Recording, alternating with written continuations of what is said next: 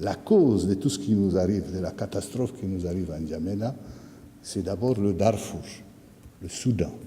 C'est du Soudan que nous connaissons tous ces périls, ces destructions, ces situations d'insécurité. Le Soudan où, en ce moment précis, depuis quelques jours, depuis quelques semaines d'ailleurs, le gouvernement soudanais se livre à des bombardements des populations innocentes civiles dans le Darfour et nous subissons encore une fois la pression des réfugiés.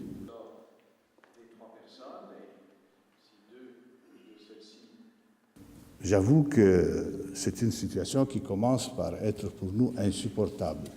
La présence des réfugiés pèse beaucoup sur notre sécurité, sur la sécurité de nos populations. Nous les avons acceptés conformément à nos obligations internationales. Ceux qui arrivent, nous avons souhaité qu'ils ne viennent pas, mais que pouvons-nous faire d'autre que de les accepter sous la pression pour des raisons humanitaires? Sciemment, il procède à un nettoyage ethnique dans le Darfour, de chasser toutes ces populations d'origine africaine vers le Tchad. C'est un nettoyage ethnique qui ne dit pas son nom.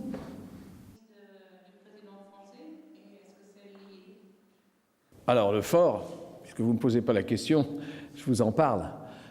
C'est une grande satisfaction de savoir que atterrissent presque en permanence maintenant à N'Djamena et à Abéché les avions qui apportent le matériel et qui permettent aux troupes, en particulier les troupes suédoises et puis polonaises, dans un premier temps, de se déployer, ce qu'elles font. Il y a environ 500 personnes qui sont déjà arrivées et ça ne fait que commencer sous les ordres, comme vous le savez, du général irlandais qui s'appelle le général Nash.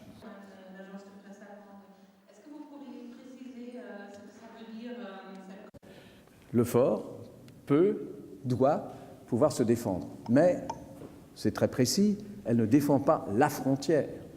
Elle défend le fort. Les troupes européennes défendent les réfugiés.